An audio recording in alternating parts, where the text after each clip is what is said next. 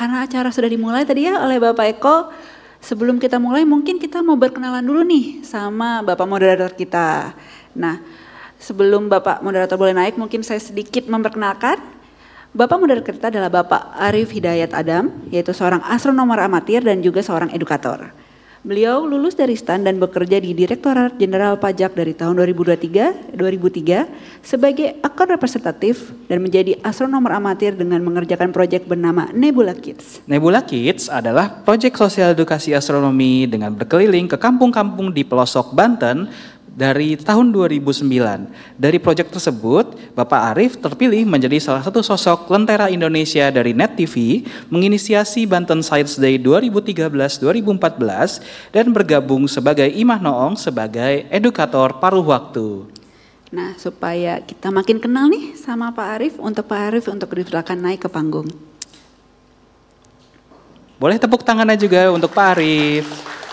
Silakan Pak Arif.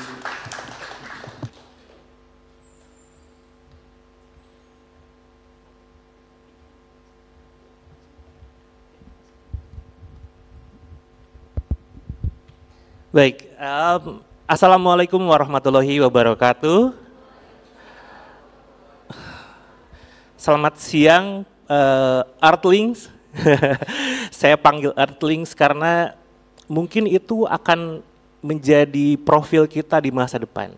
Kita akan dilihat sebagai makhluk dari bumi. Kalau ditanya, kamu orang mana? Saya orang Jakarta, atau saya orang Bandung gitu ya. Saya orang Jawa Barat, atau saya orang Jawa Tengah. Nanti kelak, kita mungkin berinteraksi dengan apapun itu, atau kita sendiri yang pergi keluar angkasa, lalu kita disebut sebagai Earthlings, makhluk dari bumi. Sebelumnya saya sangat senang sekali hadir di sini. Apalagi saya lihat ada banyak anak-anak kecil yang dibawa oleh orang tuanya gitu ya. Kalau saya boleh tebak, nama-namanya pasti pakai nama-nama benda langit ya. Sama seperti saya, nama anak-anak saya namakan Nebula dan Laniakea. Itu salah satu ide saya untuk membuat mereka suka sama astronomi dan kelak mungkin akan jadi pelopor. Mereka menjadi wisatawan antar planet mungkin ya. Saya akan buka talkshow kali ini dengan satu ayat dari Al-Quran yang menceritakan bahwa kita sebenarnya disuruh untuk silahkan pergi keluar angkasa dengan kekuatan gitu ya. Di Ar-Rahman ayat 33. Kekuatan dalam hal ini apa? Apakah bentuknya roket? Ya. Apakah bentuknya pesawat yang mempunyai kecepatan lebih dari kecepatan cahaya? Apakah itu mungkin terjadi? Mungkin saja gitu ya. Nah, untuk menginisiasi kita pergi ke luar angkasa, ditambah lagi nih isu kali ini, isu global warming di planet kita, isu planet bumi apakah akan tertabrak benda langit yang menuju ke bumi. Jika itu terjadi, kita harus pindah loh. Manusia harus pindah agar Homo sapiens kita ini, makhluk-makhluk bumi, punya rumah baru untuk melestarikan Homo sapiens, untuk menjadi koloni baru di planet lain, dan kemudian meneruskan budaya-budaya kemanusiaan. Planet mana kira-kira? Apakah Mars yang paling mungkin, atau malah satelit dari salah satu planet? Mungkin saja. Nah, hari ini langkah pertama kita untuk menginisiasi itu semua. Kita akan diberikan wawasan lebih detail lagi oleh para pakar-pakar kita di bidang profesional mereka. Salah satunya adalah kita akan langsung panggilkan mungkin ya, Pak MC ya. Oke. Kita akan langsung panggilkan, ini pemateri pertama kita, Ibu Dr. Melissa Audrey Rampen, SPKP. Sampai ke atas mungkin ya? Langsung ke atas. Oke, Ibu Dokter silakan sambil tepuk tangan Bapak Ibu. Beliau adalah dokter yang mengajar juga di Clinical Informatics Physician, maaf. Juga dosen FKUI Program Studi Spesialis Kedokteran Penerbangan. Jadi SPKP. Oke. Jadi SPKP-nya ini adalah spesialis kedokteran penerbangan. Jadi khusus tadi saya juga baru tahu ada ya spesialis kedokteran penerbangan. Tepuk tangan sekali lagi untuk Ibu Dokter Melisya. Beliau juga masuk terdaftar atau berkecimpung di Lembaga Perhimpunan Dokter Spesialis Penerbangan Indonesia, Perdopsi, dan selain dari tadi pekerjaannya adalah dosen, juga beliau bekerja sebagai profesional yang menangani isu-isu kesehatan khusus untuk aviasi. Begitu ya dokter? Silakan Bu Dokter. Oke. Ibu Dokter langsung atau Pak Pira? Oke. Silakan Ibu Dokter untuk menceritakan. Ini materi yang pertama, beliau akan membawakan pembahasan tentang adaptasi tubuh manusia di luar angkasa. Gitu ya. Silakan Bu Dokter.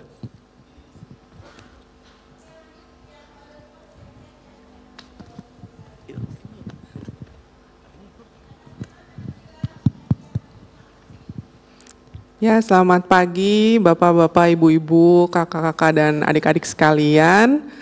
Terima kasih atas kehadirannya.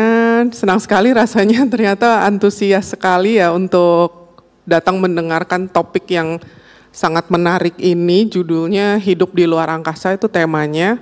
Topik yang diberikan ke saya itu adaptasi tubuh manusia di luar angkasa. Jadi sesuai ya sama topiknya itu hidup di luar angkasa. Jadi nanti setelah kalau saya bicara tentang orangnya, manusianya atau tubuhnya, nanti setelah ini ada tentang tempatnya bagaimana. Nah, jadi bisa kita mulai. Ya, tadi sudah sesuai dengan perkenalan ya, jadi nama saya Melisa, itu SPKP karena banyak yang suka nanya kepanjangannya spesialis kedokteran penerbangan. Ya, next. Ya, pertama kali saya bawakan materi ini di acara serupa ya, HAJ juga, itu sekitar mungkin 3 tahun yang lalu ya. Mungkin ada yang datang juga waktu itu, dan saya berusaha untuk memberikan sesuatu yang nggak terlalu sama ya sama beberapa tahun yang lalu. Tadinya saya pikir, ya udah deh coba sedikit berbeda, mungkin nggak banyak juga perbedaannya, tapi ternyata saya salah. Dalam perkembangan 3 tahun ini ternyata banyak sekali perkembangan di dunia kedokteran penerbangan antariksa atau kedokteran luar angkasa atau space medicine ya, kalau pada umumnya disebutnya space medicine. Tapi ada beberapa hal yang tidak bisa saya cabut dari presentasi yang sebelumnya, contohnya slide yang pertama ini, karena ini adalah dasar atau basic ya dari apapun yang kita harus ketahui tentang pergi ke luar angkasa. Jadi di sini saya tulis, oh ya sebelumnya kelihatan ya slide atau saya dari tengah nggak apa-apa ya? Oke. Yang di sini saya tulis kondisi tubuh manusia normal dapat berubah saat berada di lingkungan yang tidak normal. Jadi di sini kita definisi dulu normal itu apa dan tidak normal itu apa. Normal itu seperti kita di bumi ini aja. Normal, ini normal dalam artian kalau dalam medis normal itu buat kami yang paling dasar adalah tanda vital normal, berarti nggak demam, jantungnya nggak deg-degan, tekanan darahnya nggak naik, dan itu yang paling basic yang kalau kita kedokteran di bumi, kedokteran apa ya saya kedokteran darat ya mungkin kita sebut karena saya penerbangan, jadi kita nyebutnya kalau ilmu di darat, ilmu medis di darat itulah yang normal. Tapi kalau lihat di sini kan ada 4 ya. Nah yang ini yang tidak dipelajari di kedokteran darat. Dalam artian ya tentu kita belajar ya tentang oksigen, siapapun di sini mungkin ada peserta yang dokter atau mungkin calon dokter, pasti belajar oksigen, belajar semuanya ini dan suhu. Tapi di sini yang paling menarik itu ada yang namanya gravitasi. Ini. Karena selama ini mungkin sampai sekarang ini mudah-mudahan kesadaran tentang gravitasi sudah meningkat ya. Jadi gravitasi itu sesuatu yang kita nggak bisa rasakan sebenarnya. Kalau tekanan atmosfer ya kenyamanan kita, oksigen juga kan berdasarkan tekanan. Oksigen kalau kita kurang oksigen pasti kan kita ngos-ngosan ya, ngap gitu, aduh kok sesek. Itu sangat jelas kita rasakan. Suhu Kalau enggak kita kepanasan atau kita kedinginan, itu juga sangat jelas. Tapi kalau gravitasi kita rata-rata nggak aware tentang gravitasi itu apa. Kita cuma tahu, oh kita bisa duduk, oh kalau ngeliat video atau kita mungkin punya kesempatan pergi untuk ke area microgravity, mungkin bisa kita datang ke parabolic flight, kita bisa ngerasain, oh saya nggak punya gravitasi itu begini rasanya. Tapi sebagian besar pasti kita semua nggak tahu yang namanya nggak ada gravitasi itu seperti apa. Dan ternyata itu yang masalah paling, selain radiasi ya, itu adalah masalah yang sangat besar di luar angkasa.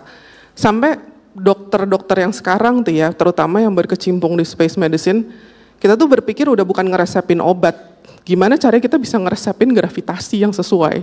Dan itu nggak ada caranya gitu, karena yang kita tahu gravitasi normal sekian, tapi yang namanya ilmu kedokteran itu kan nggak selalu harus mencapai 9,8. Apakah kita sanggup dengan sepertiga gravitasi atau kita sanggup yang di Mars kan 0,3 terus di bulan 0,1. Kita bisa hidup nggak sih kalau nggak segitu? Kalau bisa dengan segitu, apakah kita harus memaksakan kembali ke gravitasi normal seperti di bumi?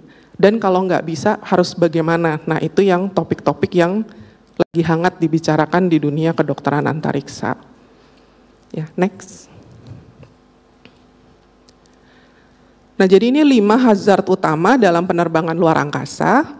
Ini nggak berubah ya, ini masih sama dari 3 tahun. Tadinya saya berpikir, aduh jangan-jangan nambah nih hazardnya. Atau enggak ya syukur-syukur berkurang, tapi enggak, ternyata masih tetap 5. Yang pertama itu yang terbesar sebenarnya space radiation, baru isolation, ini yang kita sempet nih ngerasain sebentar untuk setahunan ya, setahun 2 tahun waktu COVID. Kita ngerasain apa yang dirasain sama astronot di luar sana. Bedanya mereka lebih kasihan karena nggak ada keluarga. Kita waktu kita lockdown mungkin masih ada yang bisa beruntung, seenggaknya lockdown masih sama keluarga dan nggak lockdown di tempat lain. Tapi itu yang dirasain, kita nggak bisa ngapa-ngapain, tapi kita masih di internet.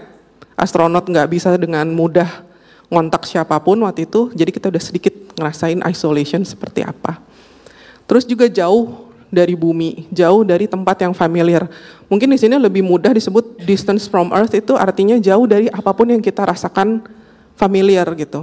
Di luar tuh gelap, yang kalau pasti di sini pecinta astronomi udah tahu di luar sana bentuknya kayak gimana. Dan itu sama sekali nggak mirip dengan di bumi ini. Nah mungkin di bumi ini, mungkin kita belum ketemu aja ya planet yang mirip, dan apakah mungkin akan ketemu, mudah-mudahan gitu ya, mungkin akan mempermudah para dokter, jadi tinggal pindah tempat yang nggak terlalu susah untuk adaptasi. Terus juga yang berikutnya adalah hostile environment. Nah itu rumit ya. Jadi di sini kalau kita lihat ada 5 itu berarti banyak banget. Terus ada altered gravity fields di sini. Nah ini cukup banyak mempengaruhi tubuh manusia yang bagian ini. Nanti saya jelaskan lebih lanjut. Kalau yang tadi hostile ini lebih ke arah desain ya atau engineering, dan dia berguna untuk kalau kita kena radiasi, kita hopeless lah gitu ya. Kalau ngelawan radiasi untuk saat ini kita nggak ada obat yang bisa kita minum supaya kita nggak kena radiasi. Jadi kita cuma bisa mengandalkan dari shielding atau peralatan untuk wahana-wahana antariksa kita atau spacecraft itu shieldingnya harus benar. Dan shielding harus benar itu seperti apa itu udah suatu topik tersendiri ya, karena bisa aja shielding di bagian mesin begini, shielding di bagian living module-nya begitu, itu jadi beda-beda. Yang di sebelahnya ini sebenarnya lebih ke arah individual factors. Kalau tadi kan saya bicara yang sebelah kiri ini, dari space-nya ke kita. Nah yang ini, dari kitanya ke diri kita sendiri. Dan ini yang nggak bisa diubah adalah umur dan jenis kelamin. Kita ya sudah, kalau misalnya kena radiasi sebagai perempuan, biasanya lebih lemah ya, kita nggak bisa ubah itu. Kalau yang lain-lain ya mungkin lifestyle bisa diubah sedikit. Sisanya yang ini sama kayak yang di sebelah sini. Ya, next. Nah ini apa yang terjadi pada tubuh manusia di luar angkasa. Tulisan yang ini mungkin terlalu kecil ya, tapi nggak apa-apa. Nanti saya jelasin aja. Nah ini sebenarnya apa yang terjadi itu semuanya berubah ya. Kalau kita ingat slide yang pertama tadi, manusianya normal, yang nggak normal itu lingkungannya. Kalau penyakit biasa di bumi, di darat ini, lingkungannya normal, yang sakit, yang abnormal tuh manusianya. Ini sekarang kondisinya dibalik. Orang yang kita anggap normal dengan baseline atau tekanan darah itu harus di bawah 110, nggak boleh harus 110/70, nggak boleh sampai 200/100. Nah kalau di luar angkasa tuh kita nggak bisa bilang apakah harus seperti itu gitu. Kita nggak punya baseline itu, dan akhirnya terjadilah semuanya badan kita jadinya begini. Kalau di otak itu bakalan pengaruh, dan akhirnya kalau kita perhatikan ya, kan kita udah waktu belajar biologi itu kita lihat mata itu sebenarnya nyambung langsung sama otak. Nah jadi kalau misalnya ada tekanan di otak itu nanti neken ke mata, itu nanti matanya jadi flat ya, gepeng gitu. Ya itu tuh nggak bagus, dan itu bisa mengancam mata kita bisa jadi buta. Terus jantung udah pasti kena masalah. Karena sistem peredaran darah kita tertutup, ketekan-tekan di bagian manapun ya dia bolak-balik aja di situ, nggak tiba-tiba ketekan di kaki, terus di kepala tekanannya rata, nggak, itu pasti ada masalah. Otot juga kena masalah karena microgravity tadi, gravitasinya kecil, nggak dipakai ototnya. Ya namanya badan manusia kan bisa dibilang dia mudah beradaptasi ya, bukan males ya. Kan biasanya karena nggak dipakai jadinya ya sudah nggak berkembang ototnya. Sebenarnya bukannya males, dia beradaptasi aja. Kalau nggak dipakai ya ngapain kita fokus untuk fokus untuk mempertahankan otot yang sebegitu besar. Mending kita fokus buat bagian badan yang lain. Nah badan manusia tuh hebatnya gitu, adaptif. Terus Tulang juga karena nggak ada gravitasi, sekali lagi nggak ada gravitasi ya dia ngapain kuat-kuat, nggak ada yang neken dia, nggak ada yang nahan dia, jadi kita nggak perlu, kayak di sini kita perlu memijak kan, kalau kita nggak bisa kuat otot atau tulangnya, kita nggak bisa berdiri. Nah di luar angkasa kita nggak perlu jalan, nggak perlu lari-lari, nggak perlu loncat, ya badan kita ya udah dia nggak dipakai, biarin aja, nah istilahnya gitu. Nah ini tulang belakang juga, sekali lagi karena nggak ada tarikan ke bawah ya. Di sini ada macam-macam sih, tapi tarikan gravitasi itu pasti ke bawah dalam relatif tubuh manusia itu ke bawah, jadi ke kaki. Nah kalau misalnya tulang punggung itu nggak ketarik ke bawah, dia jadi panjang naik-naik ke atas gitu. Kalau pernah ngelihat bentuk kerangka tulang belakang itu kan kotak-kotak gitu nyambung jadi satu, ada sela-selanya. Nah sela-selanya tuh ketarik-tarik gitu, karena dia nggak perlu turun, karena nggak ada gravitasi yang narik. Terus kalau darah juga banyak nih permasalahannya, ada yang jadinya space anemia istilahnya, dan banyak penelitian yang di bagian darah sebenarnya. Dan sekali lagi karena masih banyak penelitian awal dan juga jumlah subjeknya sedikit ya, jadi paling penelitian yang sekarang tuh, kita melakukan ini ketemunya ini. Kalau ada yang nanya kenapa, belum tahu, kok bisa gitu, belum tahu juga, jadi mereka masih menemukan aja, bisa jadi begini, bisa jadi begitu. Nah yang ini ada dua, yang satu short term, satu long term. Bedanya apa? Kalau kita cuma mau jalan-jalan, sekarang kan udah boleh nih, kalau kita punya uang atau kita mampu lah ya pergi ke luar angkasa, kita bisa nih jalan-jalan aja ke sana, bayar gitu. Itu jatuhnya ke sini. Karena saat ini commercial space flight itu nggak ada yang kita bisa jalan-jalan nginep sampai sebulan gitu ya, itu nggak ada, paling cuma berapa hari atau ya kayaknya menit ya. Nah itu masuknya ke sini. Nah yang long term ini yang sekarang lagi sangat trending dibahasnya ini, kalau misalnya kita udah mau hidup di bulan atau di Mars, ini yang masuknya long term. Apa yang terjadi? Beda. Jadi dua itu ada perbedaan. Kalau short itu akut. Jadi di dalam dunia medis tuh ada dua, akut sama kronis. Akut tuh sesuatu yang terjadi mendadak, tapi nanti dia bisa balik ke semula. Satu lawannya kronis, itu yang jadinya jangka waktunya bertahun-tahun, bisa aja nggak balik semula. Nah kalau yang akut, nah ini dia ada perpindahan cairan. Kan kita tahu ya tubuh manusia itu cairannya banyak, hampir semuanya cairan. Nah cairan yang biasanya ketarik ke bawah, ngebayanginnya mungkin kayak boneka ada air, kayak boneka balon air ya, kalau ditaruh gitu kan di bawah. Nah tiba-tiba dia melayang-layang, airnya nggak semuanya di bawah, airnya udah pasti muter-muter. Nah itu bermasalah. Terus ya dia sakit punggung yang tadi saya ceritain, terus dia tegang juga, namanya baru masuk luar angkasa tuh gimana ya gitu, antara excited sama anxious. Nah tapi kalau misalnya dia kelamaan di sana, yang tadi saya bilang matanya udah mulai gepeng, udah mulai ada tekanan-tekanan, terus udah gitu dia udah mulai mengalami kekurangan massa tulang, density tulang itu udah berkurang karena nggak dipakai tulangnya. Terus ya tentu saja kena radiasi terus-terusan udah pasti itu ada pengaruh.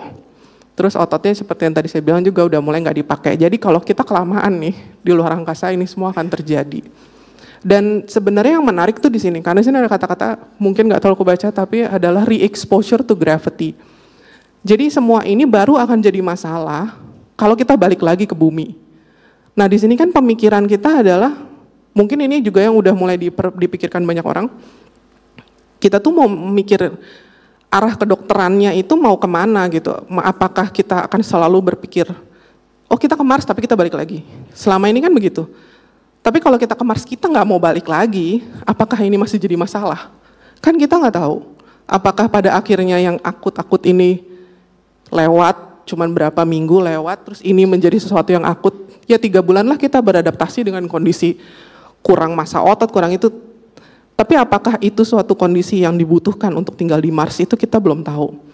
Dan secara etika apakah bisa kita bilang ya udah kita berubah aja nggak usah kayak gini, kita sesuaikan seperti itu, nggak mungkin ada penelitian yang akan membiarkan hal itu terjadi. Kita nggak bisa mengubah kondisi tubuh manusia, istilahnya fisiologi kita untuk menyesuaikan dengan setidaknya sampai saat ini. Jadi yang poinnya adalah kalau kita mau hidup di luar angkasa, entah itu bulan atau Mars, dalam hal ini yang kita tahu biasanya gravitasinya beda ya, dan biasanya lebih rendah daripada gravitasi di bumi. Apakah ini semua masih jadi masalah? Nah itu masih belum ada jawabannya, jadi masih diteliti ya. Dan apakah nanti arahnya tuh masih belum fix gitu, apakah kita nanti mau tinggal dengan memperkenalkan gravitasi sepenuhnya atau kita mau hybrid gitu ya. Ya udah dia berubah beda-beda dikit lah badan kita nggak apa-apa. Atau kita ya udah kita mau 100% beradaptasi sama kondisi apapun planet yang nanti kita tinggali. Sampai saat ini masih belum sampai sana, kita masih meneliti kalau begini bagaimana, kalau begini badan kita gimana, sejauh ini masih begitu. Next. Nah ini yang tadi fluid shift, ini menarik ya karena ini jantung dan biasanya banyak orang-orang yang sangat tertarik dengan perubahan jantung karena ini bisa bikin pusing, pingsan, sakit kepala. Nah itu karena ini sebenarnya. Jadi ingat gravitasi itu selalu menaruh cairan kita di kaki. Jadi sini ada tulisannya ya, pre-flight 1G normal. Kalau dia udah mulai terbang, ini lihat jantung. Oh yang dilihat itu bentuk jantungnya ada beda ya besarnya sama bentuk pembuluh darahnya. Pas dia udah mulai naik, ini udah mulai pindah nih. Karena gak ada gravitasi ya cairan kita ya udah naik aja ke atas. Kalau naik ke atas ya kayak kaki bengkak kalau kita kebanyakan jalan kebanyakan, tapi ini bedanya bengkaknya di kepala sama di dada. Dan bayangin kalau bengkak di kepala sama di dada itu jadinya tuh ya pusing, sakit kepala, mukanya bener-bener jadi bengkak. Nah, tapi pada akhirnya kalau udah kelamaan di sana, sekali lagi badan kita adaptif ya. Dan ya udah deh kalau gitu nggak usah terlalu heboh-heboh banget lah bikin tekanannya. Jadi ya udah jantungnya mengecil juga karena nggak perlu banyak stimulus ya untuk mempertahankan kondisi pre-flight ini. Nah terus pas dia balik lagi, nah ini yang jadi masalah kalau misalnya kita lihat astronot mesti dibalik duduk, tiduran segala macam, karena dia nggak bisa udah keburu begini jantungnya nggak cukup untuk memompa ke semuanya dan dia ketarik lagi ke bawah. Dia pasti harus duduk dan harus dipapah karena untuk membiarkan badannya kompensasi dulu supaya dia bisa balik seperti yang semula yang ini. Jadi ini sebenarnya cuman perputaran cairan di pembuluh darah aja sih, cuman karena efek microgravity bisa jadi seperti itu dan itu menarik sih sebenarnya. Ya, next. Boleh next. Nah, yang ini mirip sama yang tadi, cuman di sini ada penekanan lagi. Riset zaman sekarang juga sekarang udah lebih ke arah harus dibedakan female dan male. Karena awal-awal sih memang exciting ya, mata manusia bukan mata perempuan, mata laki-laki. Tulang manusia bukan tulang perempuan, tulang laki-laki. Tapi ternyata makin ke sini ya kalau yang pertama udah selesai diteliti ya kita udah harus mulai masuk ke bagian jenis kelamin. Dan beda ya ini karena kekecilan tapi enggak apa-apa, ini mirip sama yang sebelum-sebelumnya. Rata-rata kadang-kadang perempuan yang tadi saya bilang ya untuk radiasi nggak kuat. Nah tapi kalau laki-laki matanya lebih nggak kuat, 3 kali lebih riskan tuh kena kalau laki-laki. Jadi beda-beda, penyakitnya gitu-gitu aja, tapi begitu kita memasukkan elemen pria dan wanita, laki-laki atau perempuan, oh ternyata laki-laki begini, ternyata perempuan begini. Nah jadi ini masih sangat menarik ya untuk dibicarakan. Terutama kalau mau hidup di luar angkasa, itu mau nggak mau kita akan menyentuh topik reproduksi. Percuma kalau yang selamat cuman laki-laki atau yang selamat cuman perempuan. Jadi mesti dipaksakan, karena sekarang banyak kan penelitian masih di male ya atau laki-laki. Jadi sekarang udah mulai bukan dipaksakan, kayak udah sangat-sangat dibutuhkan, urgent gitu. Harus perempuan juga harus diikutkan, karena ya itu tadi. Percuma kalau misalnya semua bisa terbang ke luar angkasa, tapi yang female kita nggak tahu efeknya seperti apa, itu sia-sia penelitian yang sekarang. Next. Nah ini di topik juga diminta dibahas mental health ya. Tadi saya udah singgung sedikit tentang COVID. Ya itu sebenarnya sama, mirip banget. Yang perbedaannya cuma tadi kita nggak bisa jauh, kita bisa deket sama keluarga kita, sama rumah kita, sama apapun alamnya kita bisa ngeliat ijo-ijo, kita masih bisa napak tanah. Mungkin untuk saat ini kita udah mulai bisa berpikir, bisa jalan dan menapak tanah itu luxury ya, itu anugerah kalau kita masih bisa menikmati dan tidak terkena masalah karena itu. Karena di sana tuh nggak ada, di luar angkasa tuh itu menjadi isu. Nah, jadi kalau misalnya mental health itu yang pertama isolation, karena manusia seperti biasa makhluk sosial, kita udah tahu nggak bisa ngobrol itu susah. Terus kalau misalnya dia masih deket di ISS, ya masih bisa pulang. Tapi kalau kita udah ngomonginnya langsung ke Mars aja gitu ya, yang paling jauh sekalian, apa-apa pasti delay. Kita yang udah terbiasa, mental kita yang terbiasa dengan semuanya instan, itu semua nanti kita akan mengalami masalah ini, udah pasti. Karena kita apa-apa ngirim pesan, nerima pesan, nyari informasi itu langsung muncul. Tapi di sana kita bisa delay lama banget dan itu akan bikin kita jadi tambah stres. Terus udah gitu ya sleep cycle terganggu karena siang malamnya udah mulai nggak jelas, bahkan nggak ada ya, kita nggak tahu itu kapan siang kapan malam. Terus suasana lingkungan itu pengaruh juga sama mood. Next. Nah ini kelihatannya ribet ya, cuman saya nggak menemukan lagi diagram atau gambar yang paling sesuai sama ini. Ini sebenarnya baru.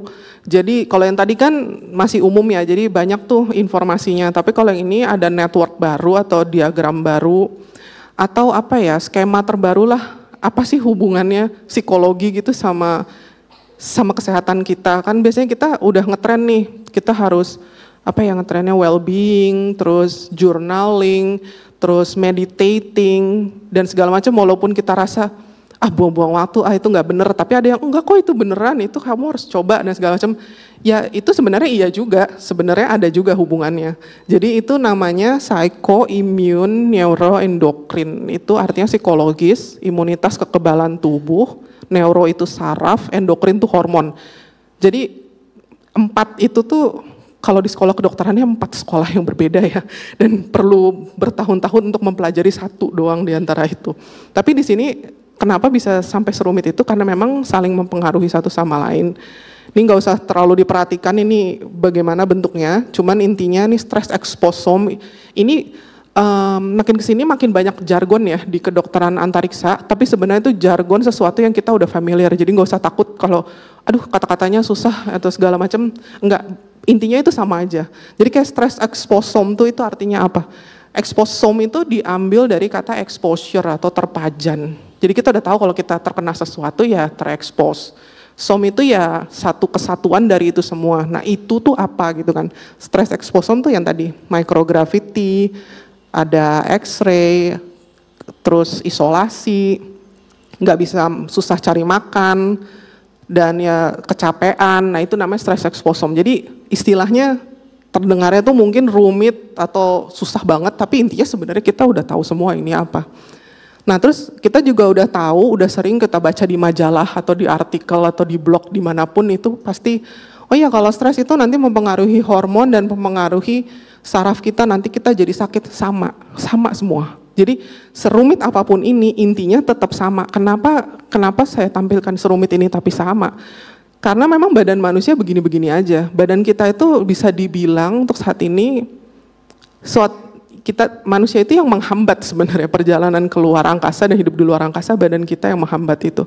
Pesawat kita bisa canggih kayak apapun, badan kita nggak bisa keep up. Badan kita yang menghambatlah semua perkembangan ini. Nah, jadi kedokteran antariksa tuh gimana ya, kita kan nggak bisa berubah gitu jadi manusia setengah robot atau bagaimana ya, nggak bisa. Jadi hal seperti ini masih berlaku yang si rumit ini. Dan pada bawahnya akhirnya ya sudah sama aja yang di bagian ini. Terus gimana dong caranya kita memitigasi supaya kita nggak stres? Sama, ini cuman bentuknya fancy aja begini, tapi sebenarnya sama. Ya udah, kita minum prebiotik, kan mungkin ada yang pernah dengar itu, nanti saya jelasin lagi. Ya kita olahraga, sama standar ya, kalau stres olahraga. Terus ya udah CBT, cognitive behavioral therapy, supaya kita naikin serotonin, itu juga kita udah familiar. Nah yang ini yang mungkin agak, ini enggak ya untuk yang stres di bumi, kita nggak pakai ini, non-invasive vagus nerve stimulation, itu ada alat yang dipasang di deket-deket sini. Nah itu kayak untuk stimulasi nervus vagus, tapi itu implant ya, itu kita nggak melakukan itu ke orang normal. Kita cukup journaling aja kayaknya, itu udah membantu. Ya, next.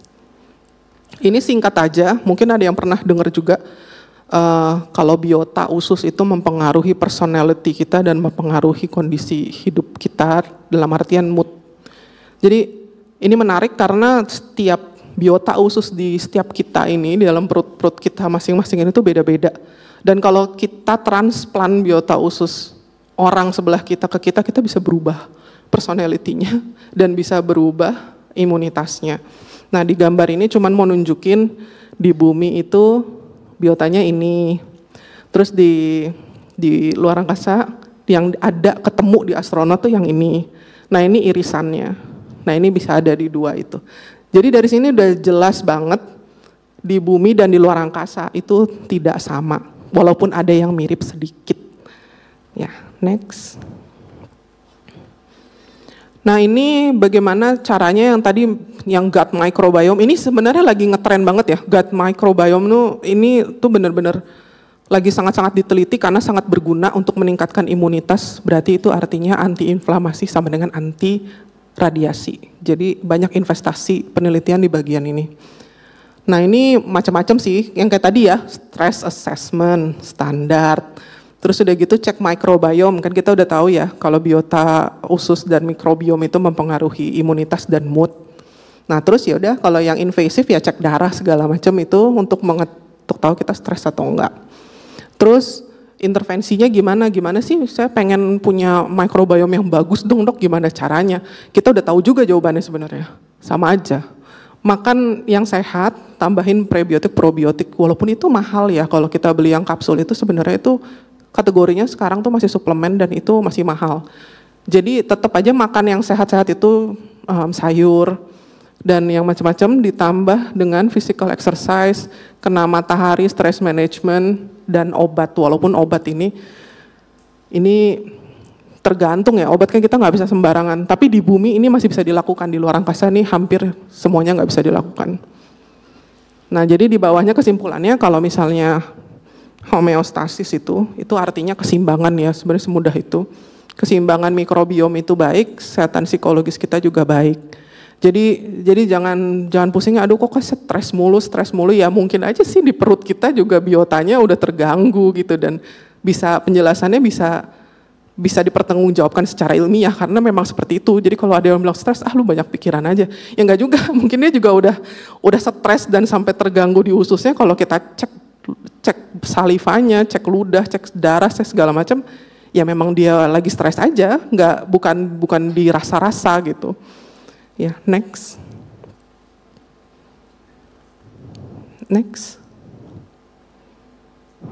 Nah ini singkat aja karena sebenarnya tadi udah saya bahas di depan. Cuman ini mau nunjukin precision general sama spesifiknya aja. Nah kalau precision yang tadi ya, setiap orang, si A begini jadi countermeasure-nya begini. Misalnya si A itu alergian. Ya udah dietnya jangan dikasih makan itu kalau dia lagi di luar angkasa.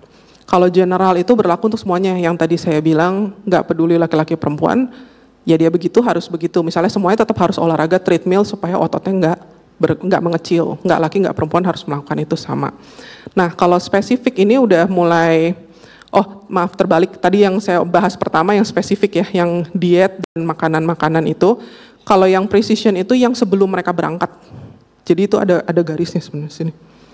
Nah terus jadi ini tuh dilihat kira-kira nanti di luar angkasa ini orang bakalan sakitnya apa.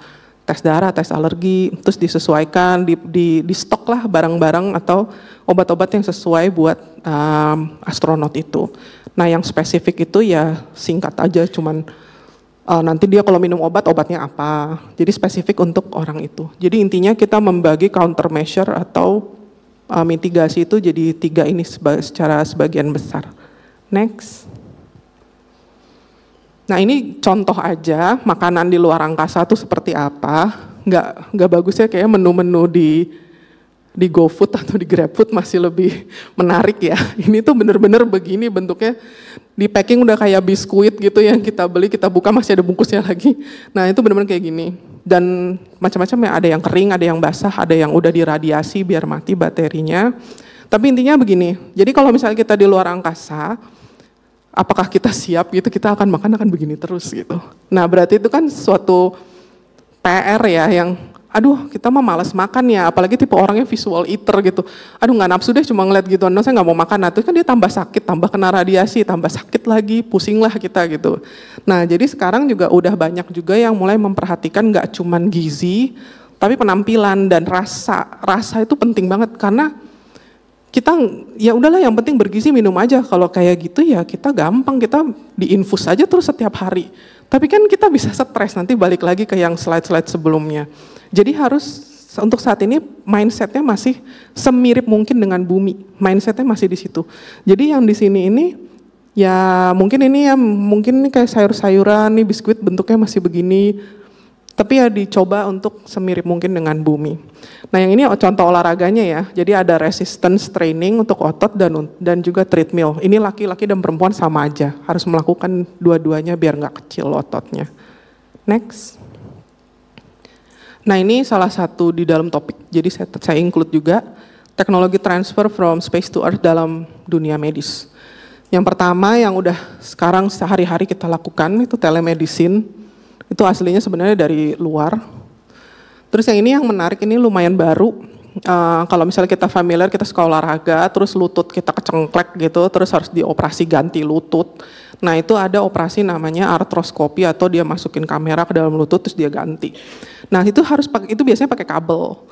Tekan kabelnya berarti banyak, ribet. Jadi kalau misalnya kita di ruang operasi itu kan kadang-kadang buru-buru ya, terus bisa kesandung gitu. Nah kalau ini tuh dia itu bisa bikin dia wireless, jadi itu menarik banget. Dan gimana caranya biar bisa wireless, rupanya si yang penelitinya ini atau penemu alat ini, dia itu menggunakan teknologi luar angkasa untuk menyiapkan baterainya. Jadi baterai biar bisa wireless. Ini masih dipakai sampai sekarang, ini 3 tahun yang lalu nih saya kasih lihat juga yang ini, masih dipakai. Ini ultrasound yang portable. Jadi buat USG mirip sama USG ibu hamil dan USG lain, tapi dia portable. Yang ini juga sebenarnya LASIK itu diambilnya dari teknologi luar angkasa. Jadi dulu tuh namanya LADAR ya, semacam presisi. Sebenarnya dulu tuh untuk militer sih, tapi akhirnya presisinya itu bisa dipakai untuk operasi kornea, jadi LASIK. Nah yang ini sekarang yang ngetren juga ya, wearables yang dulu dipakai buat astronot sampai sekarang mereka masih pakai. Dan sekarang udah mulai dipakai untuk ke orang-orang general population. Kenapa harusnya model astronot? Karena mereka tuh sangat presisi. Dan sekarang udah mulai dibikin modelnya enak dipakai lah. Masih pakai baju apapun bagus lah pakai ini. Itu yang teknologi transfer. Next. Nah itu yang tadi saya bahas itu sebenarnya namanya first space age. Jadi ada istilah baru. Ada second space age sama first space age. Nah bedanya tuh apa? Nah bedanya sebenarnya kalau first itu yang tadi kita bisa lihat ya, oh jantungnya begini, oh matanya begini, oh kakinya begitu dan begini. Kita bisa lihat itu makro. Itu benar-benar kita bisa tahu semuanya, kelihatan. Kita ngomong sama orang siapapun yang yang tidak belajar ilmu kedokteran mereka masih nyambung, mengerti, dan karena mereka bisa merasakan. Nah tapi yang kedua ini, second space age ini muncul sejak adanya komersialisasi luar angkasa dan sejak adanya AI. Pokoknya dua hal itulah yang membuat second space age ini lahir. Dan udah ada penelitian yang fokusnya ke omics itu, jadi kita sebutnya Space Omics and Medical Atlas. Tadi saya coba jelaskan secara singkat. Next. Nah, ini yang tadi saya bilang. Ini yang Inspiration4 pasti udah pada tahu ya karena sangat terkenal nih waktu mereka launching. Di sini mereka nih civilian, mereka bukan profesional astronot. First space age itu semuanya profesional astronot, kita harus belajar, harus jago, harus pinter, dan harus di backing pemerintah. Sekarang second space age nggak perlu badannya fit, nggak perlu lapor pemerintah, nggak perlu yang macam-macam gitulah. Ya orang sih bilang ya yang penting punya duit, ya iya juga sih. Tapi kalau kita nggak berani orangnya ya mungkin nggak bisa. Tapi intinya sekarang sipil bisa berangkat ke sana tanpa ketentuan-ketentuan yang rumit kayak first space age. Terus yang ini astronot ini dia penyandang disabilitas. Jadi kalau dulu kan pokoknya nggak boleh mata minus, gigi harus lengkap segala macam, ini enggak. Ini dia pakai protese di kakinya. Jadi sekarang memang sudah lebih loose ya, lebih siapapun bisa lah, everyone is welcome to go to our space. Istilahnya gitu untuk second space age. Nah yang ini nih pasti kita semua kayaknya hampir semuanya udah pernah nonton ya. Mati ya. Oh enggak, ini film Dune ya. Kenapa Dune ada di sini? Karena sekarang lagi dibuat spacesuit yang terinspirasi dari film ini. Nah maksudnya tuh apa? Ini contoh barang beneran ya di Indonesia, di bumi lah ya. Yang benar-benar Indonesia bisa bikin. Nah ini dia bisa langsung mengubah urin menjadi air. Jadi itu yang terbarunya. Jadi makanya dia bilang terinspirasinya dari Dune. Kenapa itu penting? Karena kalau misalnya kita pakai spacesuit, yang ini udah lumayan ya, ini kan udah nggak terlalu bulky banget yang kayak biasa kita tahu itu. Ini kan ringan, terus bisa minum gitu intinya gitu, dan bukannya cuma bisa minum, tapi dia nggak dehidrasi. Dan kelihatan ini tuh bagus karena ya mirip kayak baju biasa kayak kita pakai jaket lah kalau kita lagi naik motor Pak atau bagaimana, ya mirip-mirip begini. Jadi sekarang faktor kenyamanan dan fungsi itu udah mulai sangat diperhatikan. Kenapa ya? Mungkin ya memang sekarang udah makin canggih dan orang-orang sipil kan kalau kayak kita ya kalau ada yang bisa lebih enak ya kita maunya yang lebih enak. Tapi kalau astronot ya disuruh pakai baju kayak apapun sama pemerintah atau atasnya, dia mereka pakai aja. Nah jadi penelitian seperti ini untuk barang-barang seperti ini udah mulai makin populer. Jadi ini udah second space age. Next. Nah yang tadi saya sempat bahas ya, space omics itu apa? Ini saya sempat cari tahu ya, apakah di sekolahan gitu, sejauh mana kita belajar biologi, karena dulu pas saya belajar biologi itu nggak ada yang sampai sedetail DNA hybrid gitu. Nah itu saya nggak tahu sekarang apakah di kurikulum SD, SMP, SMA semoga ada. Dan saya rasa kalau belum ada harusnya udah ada, harus wajib.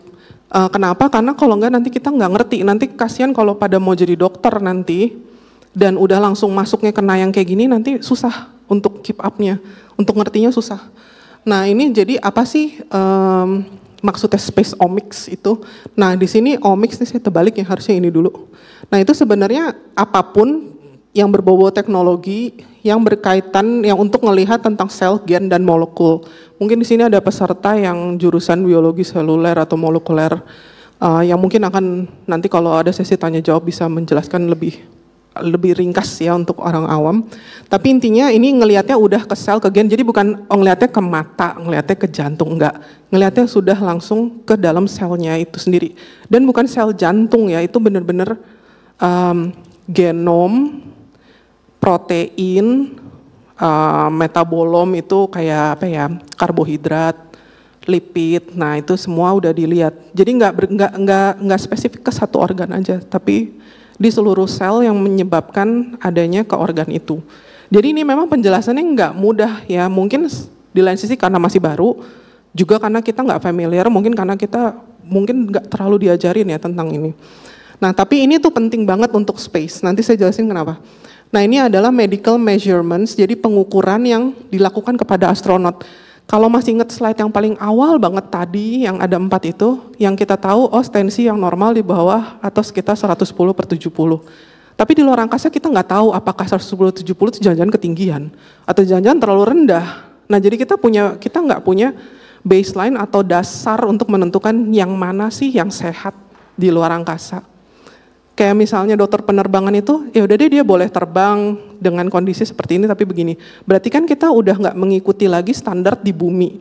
Nah sekarang tujuannya adanya Space Omics ini adalah untuk membuat standar tubuh manusia yang normal tuh berapa sih di luar angkasa. Jadi kalau kita tes lab, HB perempuan ya 12-14 masih normal. Jangan-jangan di luar angkasa nggak bisa 12-14 itu kurang. Nah Omics itu tujuannya untuk membuat dasar atau baseline itu. Next. Ini mohon maaf nih ternyata gambarnya kekecilan, tapi ini intinya sama, hanya untuk menjelaskan karena sudah adanya AI, jadinya ini udah bisa makin banyak hal yang bisa diteliti. Sebenarnya di sini tulisannya itu ada telehealth, ada apa itu ya? Ada treatment, ada sistem, ada precision, ada bisa buat diagnosis. Intinya karena udah adanya AI yang tadinya lama, kita harus buru-buru ngumpulin dan juga astronotnya sedikit. Tapi sekarang kan ada AI, kita bisa bikin prediksi atau predictive modeling, terutama untuk radiasi. Itu berguna. Next. Nah ini sekali lagi semuanya mungkin kelihatan terlalu rumit atau ilmiah, tapi sebenarnya enggak. Ini hal-hal yang kita sebenarnya udah tahu, cuman memang belum banyak beredar. Nah ini kenapa selalu inspiration for gitu, mungkin pertanyaannya itu ya. Pertama karena mereka itu open science. Jadi mudah sekali mendapatkan data dan memang dibuat mereka terbang, apapun di dalam tubuh mereka itu diteliti dan itu di open. Jadi kalau untuk astronot yang lain atau mungkin dari negara lain mungkin belum tentu seperti itu. Jadi ini bisa dibilang suatu keuntungan dan kerugian ya. Keuntungan karena seenggaknya kita dapat data tentang sipil, kerugiannya dapatnya cuma tentang mereka aja. Sama ada yang twin astronot itu kan, cuman mereka aja terus gitu. Dan apakah mereka ini mirip sama kita? Ya enggak lah ya, kita kan orang Asia dan kita mungkin nggak semuanya mirip sama mereka gitu. Dan apakah yang terjadi ini nih di mereka apakah akan terjadi ke kita waktu kita keluar angkasa? Belum tentu. Tapi seenggaknya kita udah tahu kalau orang sipil yang tidak di training seperti astronot terjadinya seperti apa. Untuk saat ini mudah-mudahan bertahun-tahun ke depan makin banyak sampel dan jenis orang atau manusia yang bisa kita teliti. Nah ini sebenarnya cuman menjelaskan, kan tadi saya bicara soal ini gen, ini molekul, ini sel segala macam. Iya, karena nanti radiasi itu ini kepotong, cuman intinya space radiation itu akan berpengaruh terhadap sel. Nah sekarang kita udah nggak bisa ngomong, oh ya pengaruh ke sel, sekarang udah harus lebih detail, sel bagian mana. Nah sel itu ada berapa bagian aja, kadang-kadang kita aduh yang mana ya itu lupa, cuma tahu DNA, RNA. Nah tapi ini selnya nih yang di ujung-ujung. Jadi di bagian ujung, di bagian telomer, nah itu buzzword terbaru ya, sebenarnya udah cukup lama tapi itu buzzword lah untuk kedokteran penerbangan, telomer memanjang. Telomer memanjang tuh apa sih, maksudnya apa untungnya buat kita? Nah itu sih katanya itu reverse aging, tapi jangan disalahpahami. Yaudah deh kalau kita mau anti aging gitu kita keluar angkasa, enggak, sebenarnya itu respon stres aja, jadi telomernya memanjang. Nah gambar yang ini itu apa? Ini gambar bakteri-bakteri. Nah ini diambil sampelnya dari mereka juga ini sebenarnya. Cuman ini ada cuma 3, 4. 1, 2, 3, 4. Sama dari kapsulnya. Di sini cuma mau nunjukin kalau sebenarnya perpindahan bakteri antara satu astronot ke astronot itu sebenarnya dikit. Yang berpindah itu di antara tubuh mereka sendiri atau dari tempatnya. Jadi sebenarnya ini menunjukkan masih mirip sih sama di bumi, masih mirip. Terus yang menarik dari SOMA itu tadi secara keseluruhan penelitiannya masih menunjukkan kalau tidak ada efek, ini yang penting ya, tidak ada efek yang benar-benar membuat kita nggak bisa pergi keluar angkasa. Itu masih bisa, masih aman, masih safe. Untuk saat ini kita masih bisa keluar angkasa tanpa terjadi sesuatu yang benar-benar fatal ya, bisa meninggal atau gimana. Sampai saat ini ya dengan perlindungan yang ada ya. Untuk saat ini penelitian yang didapat dari kru sipil ini adalah ya kita masih bisa keluar angkasa. Dan kalau dibilang hidup di luar angkasa ya masih ada ke sana. Jadi sebagai dokter intinya kita nggak akan bilang nggak boleh keluar angkasa. Nah, enggak, kita untuk saat ini penelitian masih menunjukkan, oh ya udah boleh, bisa, tapi ya periksa badannya, terus masih perlu banyak penelitian. Intinya tuh itu dari yang Soma tadi. Next, kalau yang ini tambahan, saya tambahan aja ya. Oh ya. Nah yang ini mulainya dari bawah ya, ini kan piramida gitu. Ya kita lihat dapat real time support, terus udah gitu ya kita lihat lagi komunikasinya gimana. Makin ke atas tuh udah makin jauh ya, udah mulai oh nih nanti nggak ada yang nolongin, kejauhan mau pulang ke bumi. Nah mereka udah mulai mesti pakai wearables, terus udah gitu. Kalau udah mulai ke bulan atau udah mulai ke Mars ya udah harus precision, udah nggak bisa. Ya udah deh bawa obat anti gatal aja, terus minggu depan juga pulang, nggak bisa. Jadi itu udah harus hati-hati di bagian sini dan disitulah AI udah mulai berperan penting untuk menjaga kita nanti di sana. Nanti ada penjelasannya sedikit. Nah yang ini kepotong judulnya maaf, tapi ini tentang etika. Kan kita udah ngomongin segala macam nih, aduh kita mau keluar angkasa, oh ya masih bisa. Tapi beneran bisa nggak sih, ada aturannya nggak? Nah itu dibagi sebenarnya 3. Jadi existing ethical principle, jadi etika mendasar yang sekarang ada. Intinya kita ya sebagai dokter nggak boleh menyakiti pasien, yang dasar. Terus karena ini ya sumbernya dari US, jadi mereka pakai US Code. Nah terus implementasinya bagaimana, kayak informed consent, apapun kita ke rumah sakit, kita nggak mau dikasih obat, atau kita mau pulang, kan kita tanda tangan tuh. Itu berlaku juga di luar angkasa. Sama yang emerging ethical challenge, jadi ini challenge-nya. Nah, jadi di topik itu ada juga tantangannya apa. Nah ini, secure, kita nggak tahu nyimpen obatnya di mana, casing-casing yang sekarang kayak, apa ya, blister obatnya itu aman atau enggak, kalau kena radiasi bagaimana. Tapi masalahnya ternyata udah nggak cuman itu, jangan-jangan badan kita kena radiasi atau kena apapun di luar angkasa, udah nggak bisa memproses obat seperti normal. Jadi obatnya nggak apa-apa sih, kita minum Panadol, tetap bisa nurunin panas, tapi karena badan kita yang berubah, jangan-jangan nggak bisa nurunin panas. Jadi obatnya harus bagaimana? Nah itu space pharmacology lagi heboh juga tentang itu. Terus yang lain-lain, ya ini mah avoiding harm standar ya, jangan melakukan hal-hal yang di bumi kita terluka, di sana juga pasti akan terluka karena sekali lagi badan manusia sama aja. Next, ini Crocodile flyby ya, ini yang terdekat. Yang kita nanti mau ke Mars itu yang interplanetary mission yang 3 planet.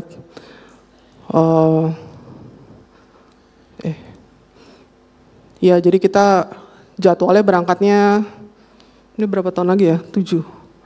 Terus nanti nyampe ke Mars, terus nanti pulang lewat Venus dulu baru balik. Nah di sini sebenarnya maksudnya, ini menarik banget ya, wow rupanya kita bisa loh ke sana dan itu bentar lagi, itu nggak 2133, itu 2033. Nah tapi buat dari kacamata medis ya kita mikir gitu, ini tuh lama banget loh, ini mereka tinggal di situ sebulan, kita sebulan mau keluar negeri aja persiapannya udah bertahun-tahun dan kopernya udah gede banget. Nah ini kita mikir nih, mereka sehat nggak ya? Oke mereka sehat, tapi mereka balik lagi nya ada Venus, ada segala macam. Banyak deh hal-hal yang membuat kita cemas, tapi sekali lagi harus tetap optimis ya. Kan yang penting kita udah punya plan, dan kita udah tahu kira-kira sekian lama lah, dan minimal kita bisa membuat astronot tuh bertahan dalam kurun waktu ini. Next. Ini yang tadi saya bilang, gimana sih caranya AI bisa ngebantu kita, itu beneran udah ada dikembangin, dan ada juga kayaknya NASA kerjasama sama Google deh terakhir untuk bikin AI medical, judulnya. Tapi saya lupa ya, itu independent atau beda sama yang EIMO ini, tapi EIMO ini Earth Independent Medical Operation. Jadi ini mirip, jadi kita keluar angkasa, nggak ada dokternya, tapi ada AI yang mirip dokter. Tapi tujuannya bukan buat menggantikan human doctor ya, hanya untuk triase awal, untuk screening awal lah. Jadi masuk medical complaint, aduh sakit kepala gitu kan krunya. Nah SMED GPT itu sebenarnya Space Medicine GPT. Terus nanti tanyalah sama si GPT ini. Nah terus nanti dia akan ngasih tahu diagnosisnya. Oh kalau diagnosisnya, oh iya sakit kepala biasa aja. Ya udah di treatment. Nah terus ini tuh alat diagnostiknya, misalnya perlu ultrasound kah atau macam-macam. Nah terus kalau udah, ya udah dia udah balik lagi seperti biasa. Tapi kalau misalnya macam-macam terjadi, ternyata ada emergency protokol, dan intinya mereka stuck ya intinya, aduh si Space GPT-nya nggak ngebantu nih gimana. Tetap ada kontak medical crew on ground untuk assistant. Jadi ini nggak akan menggantikan, tapi kita nggak tahu ya kalau beneran kita tiba-tiba Mars dapat mau ke Saturnus atau mau kemana, ya mau nggak mau ini perannya udah bukan 80% dokter manusia, 20% EIMO, tapi bisa aja udah 80% EIMO, 20% manusia. Jadi ini benar-benar baru awal, tapi ya kalau kita berpikirnya lebih jauh lagi dari Mars, ya ini harus dibikin canggih, secanggih-canggihnya gitu, dan seaman mungkin ya, nggak cuma canggih, tapi aman juga untuk krunya. Next. Ini tadi saya udah bahas, jadi saya sebentar aja nih yang space farmakologi tadi. Ya tadi ya, karena awalnya aduh gimana ya kita minum Panadol, tapi nggak bisa dibawa nanti rusak kena radiasi. Enggak, sekarang yang rusak badannya bukan obatnya, itu yang udah mulai dicemaskan orang-orang. Aduh saya bawa Panadolnya mungkin nggak kelihatan jadi menyerepih gitu, enggak sih. Cuma pas kita minum nggak ngaruh aja. Ternyata mungkin gennya kita yang sudah berubah dan nggak bisa mengolah lagi obat itu sebagaimana mestinya. Nah itu yang udah mulai dipikirkan orang-orang. Nah terus sekarang dari sisi sebaliknya, farmasi lagi seneng sebenarnya sama space. Karena dalam membuat obat, rupanya ekosistem atau kondisi microgravity itu rupanya bisa membuat pembuatan obat itu jadi selesainya lebih cepat. Jadi kan tadi ada sekali lagi ya gravitasi ya, ada sedimen lah, ya kan saya bukan farmasi, mungkin kalau ada yang apoteker mungkin mengerti ya. Jadi zat-zatnya itu karena ada gravitasi jadi dia mengendap. Nah di luar angkasa tuh nggak akan ada yang namanya endapan, nggak akan ada yang hal-hal yang mengganggu mereka membuat obat di bumi, itu di luar angkasa nggak ada. Jadi sekarang tuh lagi ada startup farmasi yang benar-benar fokusnya untuk mengembangkan obat made in outer space. Ya kalau itu bisa mengembangkan obat-obat di sini ya jadi lebih bagus ya, worth it ya. Kalau untuk investasi sih kita sebagai dokter dan pengguna gitu ya senang-senang aja, mau itu buatan manapun ya kalau bisa lebih banyak tersedia, walaupun nggak tahu mungkin harganya mahal, tapi kalau dia bagus, kalau saya sih dukung-dukung aja ya gitu. Next. Nah ini slide terakhir. Ini ada banyak saya taruh di sini. Ini yang bulan-bulan ini saya temukan terbaru ya tentang apa yang terjadi di luar angkasa sana. Nah ini baru ditemukan bakteri-bakteri baru di ISS. Jadi sebelumnya nggak ada, muncul ketemu 5. Nah terus kan kita jadi berpikir, dari mana? Bukannya ISS itu ketutup ya? Bukannya itu pada sehat-sehat semua? Sebenarnya sih ada salah satu kata-kata yang mengatakan, ya sebenarnya sih itu emang udah ada aja di bumi. Cuman waktu di bumi entah karena sebab apapun kita nggak bisa mendeteksi. Baru bisa kedeteksi pas di luar angkasa. Jadi mungkin aja nih kita sebenarnya punya juga yang ini. Cuman kalau kita deteksi di bumi, kita cek gitu ya, nggak ketemu gitu, nggak nunjukin ini. Nah nggak tahu deh kenapa, itu emang masih dicari tahu juga ya, karena ada beberapa bakteri yang tahan situasi ekstrim. Nah ini yang baru. Nah ada juga yang baru ditemukan, ini di ISS. Yang ini kalau ada yang tahu nih Tiankung dari Cina. Kecil ya. Nah jadi karena dia kecil, ini tuh menarik sebenarnya. Mereka juga nemuin satu bakteri yang terbaru juga yang nggak ada di bumi, ketemunya di sana. Jadi sama sih, mau ISS mau Tiankung sama. Nah ini taikonautnya dari Cina ya. Nah apa yang membedakan mereka sama ISS atau Western? Karena baru-baru ini mereka itu melakukan penelitiannya untuk traditional Chinese medicine. Itu enggak dilakukan sama sekali oleh Western karena ya memang bukan itu keilmuannya. Jadi wajar kalau mereka melakukan traditional Chinese medicine, itu artinya bisa akupuntur, herbal remedy kalau pernah nyobain obat Cina gitu istilahnya gitu kan di sini yang bulat-bulat itu. Nah itu mereka benar-benar pakai itu, dan udah 2 tahun belakangan ini mereka selalu ngasih report gitu kan. Apa sih efeknya herbal-herbalnya mereka? Ternyata mereka sehat-sehat aja dan mereka nggak perlu banyak minum obat, mereka bilang. Nah jadi ini tuh suatu alternatif yang kalau kita beneran mau ya keluar angkasa atau gimana, dan terutama Cina juga udah mulai mengembangkan seperti ini, kita harus lebih ke open minded ya, dan menerima hasil penelitian mereka. Walaupun kita juga nggak tahu ini bener nggak sih, karena kita nggak diajar dalam dogma traditional Chinese medicine yang selama ini diajarin di kita itu Western medicine, di Indonesia maksudnya. Nah jadi kita mungkin nggak ngerti apa sih ini obat artinya apa, bahkan mereka punya equipment yang khusus untuk untuk memeriksa traditional Chinese medicine.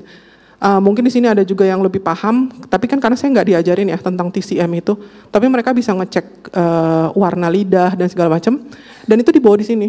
Dan mereka itu memang mengandalkan obat-obatan tradisional mereka untuk menjaga kesehatan astronotnya. Jadi ini suatu bahan penelitian baru yang menarik ya, jadi nggak melulu cuman obat-obatan biasa yang kita temuin di apotek. Nah yang ini baru juga 3D bioprinting. Nah jadi ini printer tapi bisa ngeprint barang-barang biologis yang bisa dipakai nanti. Ini contohnya nih, ini nervous, saraf maksudnya, sama ini pembuluh darah. Nah ini kenapa harus dilakukan di luar angkasa? Rupanya waktu dibikin di bumi, sekali lagi kan ada gravitasi. Ini turun. Jadi ngejeglok gini, jadi gepeng karena ketarik. Nah pas dilakukan di luar angkasa, ternyata bagus, bisa sesuai dengan model yang diinginkan. Jadi bentuknya gini. Jadi di printnya memang harus di luar. Tapi saya belum tahu apakah kalau ini dibawa ke bumi jadinya dia jatuh lagi ya, jadi squish gitu, nggak tahu. Tapi untuk saat ini sih banyak ngeprint untuk cetakan-cetakan untuk tubuh manusia dari 3D bioprinting di luar angkasa. Selain itu yang tambahan-tambahan lain ya paling yang tadi ya berkaitan sama otot, kita bisa istilahnya cepat menua di sana, walaupun telomer kita menunjukkan kita bisa kayak anti-aging. Terus juga yang terbaru itu yang astronot Kelly itu yang dia gatal-gatal atau bukan gatal-gatal sih, intinya ada keluhan di kulit, itu juga udah ditemukan juga di krusipil. Jadi nanti mungkin nanti juga kalau kita beneran mau tinggal luar angkasa ya, apalagi yang cewek-cewek nih, jadi skincare kita nanti nggak cuma sunproof ya, space proof itu wajib, karena kalau nggak kita nggak tahan tuh sama debu-debunya itu, waduh itu parah banget. Karena itu beneran udah ditemukan, jadi sekarang ada lagi space flight dermatology, itu skin itu berpengaruh. Terus masalah radiasi lagi, sekali lagi itu masih tetap banyak masalah dan AI itu sangat membantu untuk memprediksi radiasinya bakalan sebanyak apa nanti. Kan kita kan di sini kan kita nggak mungkin dong nerbangin orang gitu ke sana, cekin dong berapa sih radiasinya di luar sana. Ya dia udah kena. Nah sekarang dengan AI, oke bisa dikira-kira segitu dari persiapan shielding untuk spacecraft-nya bisa. Terus yang terakhir ya kalau badan kita udah bisa mulai banyak yang dikenali lah ya dari tubuh kita bisa ini dan nggak bisa itu. Ya berikutnya tinggal bakalan masuk ke topik kedua nih nanti ya, topiknya Pak Ferry. Nanti gimana sih kita tinggal di environment-nya harusnya seperti apa, apakah harus di underground atau kita benar-benar shield-nya kayak apa. Nah itu nanti di topik kedua akan lebih dijelaskan. Ya sekian dari saya, terima kasih banyak. Silakan, itu aja. Itu tadi amazing banget ya, kita bisa mendapatkan banyak sekali informasi. Ini bukan cuma kedokteran tapi juga space science ya, iya nggak sih? Tadi saya coba pengen satu pertanyaan sebelum nanti juga ada sesi pertanyaan, sesi tanya jawab. Ini ternyata kalau kita lihat dari materi omics tadi ya, bagaimana struktur tubuh nantinya akan berpengaruh di luar angkasa. What if? Bagaimana jika orang-orang yang mempunyai, let's say, hypertension di bumi ini, itulah orang-orang yang nantinya bisa hidup sehat di luar sana. Mungkin ya, mungkin saja teman-teman di sini yang punya hipertensi, jangan khawatir, Anda adalah orang-orang terpilih untuk hidup di luar angkasa dan hidup normal. Begitu mungkin ya. Baik. Pemateri kedua kali ini akan berkaitan langsung dengan yang tadi diceritakan, topik pertama. Kalau tadi diceritakan bagaimana manusia bisa ke luar angkasa dari sisi kedokterannya. Nah, yang kedua adalah, pertanyaannya adalah, di mana kita akan tinggal berikutnya?